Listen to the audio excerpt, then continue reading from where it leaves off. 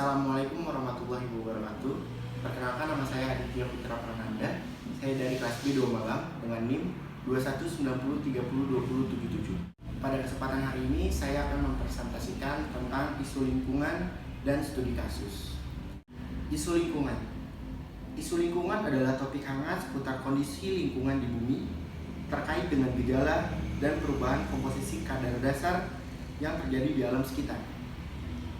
Isu lingkungan merupakan terjemahan dari global issues. Isu lingkungan lokal merupakan efek dari kegiatan yang ada di permukaan bumi, baik yang alami maupun akibat perbuatan manusia. Bahasan selanjutnya tentang studi kasus isu lingkungan.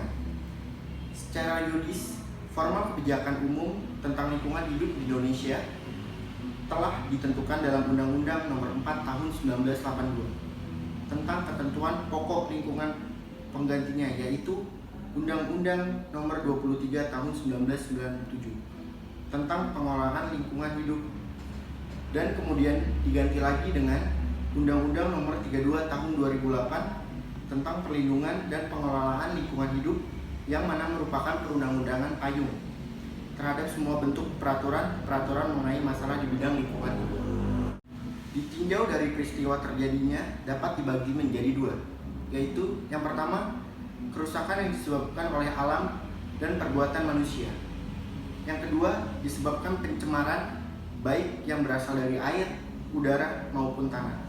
Dengan demikian, hal yang seperti ini tentunya akan membawa akibat kerugian kepada masyarakat setempat.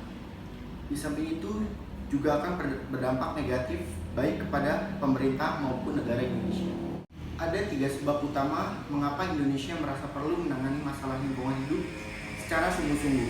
Antara lain, yang pertama, kesadaran bahwa Indonesia sulit menanggapi masalah lingkungan hidup sendiri. Yang kedua, keharusan untuk mewariskan kepada generasi yang mendatang bahwa sumber daya alam yang biasa diolah secara berkelanjutan dalam proses pembangunan jangka panjang.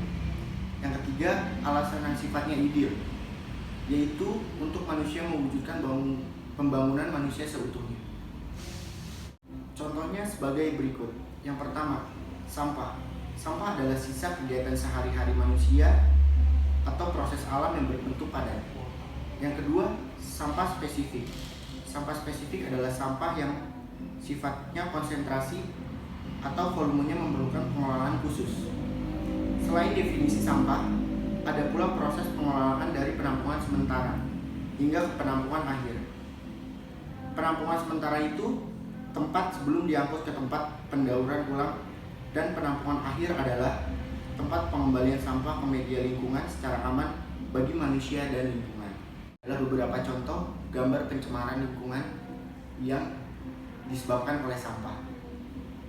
Mungkin cukup sekian presentasi tentang isu lingkungan dan studi kasus. Kurang lebihnya mohon maaf. Wabillahi taufiq wal hidayah. Wassalamualaikum warahmatullahi wabarakatuh.